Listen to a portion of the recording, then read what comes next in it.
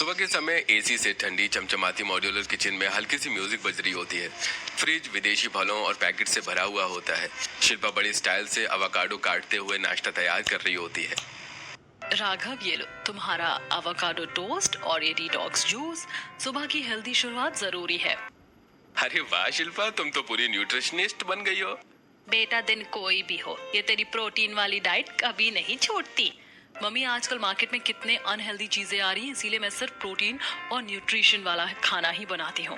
भाभी, ये packet food भी तो खराब होता है। नहीं, अगर उसके बारे में सही से पढ़ो तो कुछ भी खराब नहीं होता। शिल्पा की रसोई में स्वाद से ज्यादा हेल्थ और स्टेटस की चमक नजर आती है।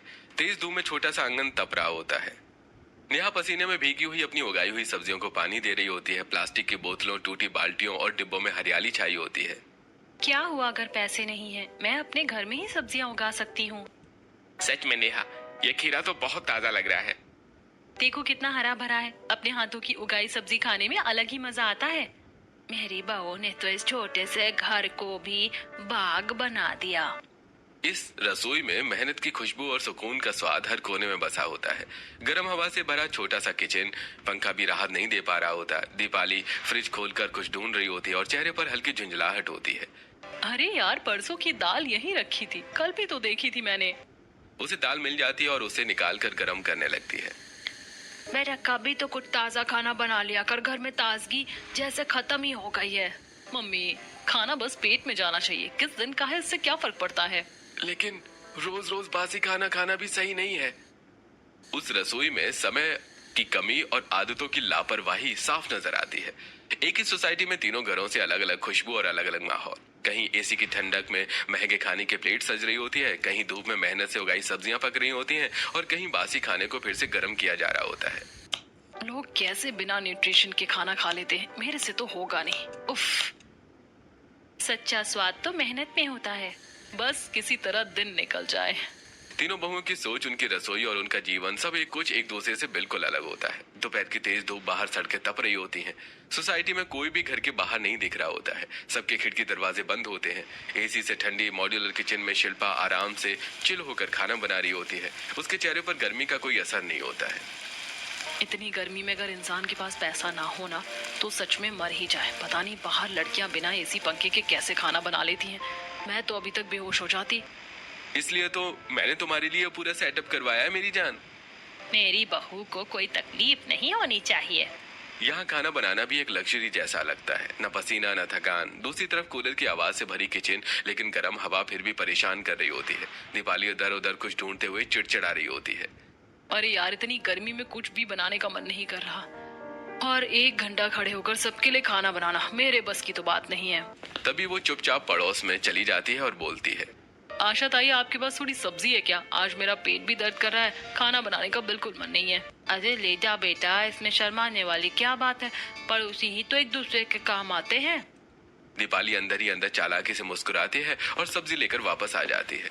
ये बात तो सही है, पड़ोसी पड़ोसी की मदद करते हैं।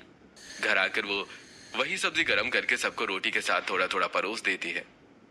बस इतनी ही सब्जी है, इसी से काम चलाना पड़ेगा आप सबको, समझे ना? आज भी तो कहीं से सब्जी लेकर आई है ना? हाँ, सही कह रहे हो, जब देखो यही चलता रहता है इसका। तीसरे घर में तेज धूप के बीच नेहा अपने छोटे से गार्डन में जाती है। वो अपने हाथों से उगाई सब्जियां तोड़ती है और उन्हें लेकर रसोई में आ जाती है। किचन में ना पंखा ना कूलर, सिर्फ गर्मी और पसीना। नेहा पसीने में तरबतर लाल चेहरा लिए चूल्हे के सामने खड़ी खाना बना रही होती है। बस थोड़ा सा और सबके लिए खाना तैयार हो जाएगा। तभी उसकी सास अंदर आती है। ला बेटा, मैं तेरी मदद कर देती हूँ, बहुत गर्मी है। नहीं मम्मी जी, आप जाकर बैठो, आपकी तबीयत खराब हो जाएगी, मैं भी खाना लेकर आती हूँ। थोड़ी देर बाद वो सबके लिए खाना तैयार करके ले आती है। घर में पंखा भी नहीं होता। सब लोग हाथ के पंखे से हवा करते हुए खाना खा रहे होते हैं। गर्मी तो बहुत है, लेकिन खाना बहुत स्वादिष्ट है। मेरी बहू मेहनत से बनाती है, तभी इतना स्वाद आता है खाने में। अगले दिन सुबह सुबह तीनों बहुएं अपने अपने घरों से बाजार जाने के लिए निकलती हैं। शिल्पा अपने बड़े से घर के बाहर खड़ी चमचमाती कार में बैठती है। ड्राइवर दरवाजा खोलता है और अंदर ठंडी हवा चल रही होती है। दूसरी तरफ दीपाली ऑटो रिक्शा में बैठती है, पसीना पोंछते हुए, और तीसरी तरफ नेहा सिर पर दुपट्टा रखकर तेज धूप में पैदल ही निकल पड़ती है। रास्ते में तीनों की नजरें आपस में टकराती हैं। अरे तुम दोनों गरीब कहाँ जा रही हो इतनी गर्मी में? गरीब हैं तो क्या हुआ, तुम्हारे घर से कुछ लेकर तो नहीं खाते, अपना खर्चा खुद चलाते हैं। मैं तो मंडी से ताजी सब्जी लेने जा रही हूँ, तुम्हारी तरह पैकेट वाला खाना नहीं खाती। पैकेट वाला खाना नहीं खाती या खरीदने के पैसे नहीं है। नेहा उनकी बातों को ज्यादा दिल पर नहीं लगाती, बस हल्की मुस्कान के साथ आगे बढ़ जाती है। गली के कोने पर कुछ औरतें पानी की बाल्टियां भरकर घर ले जा रही होती हैं और तीनों को देख रही होती हैं।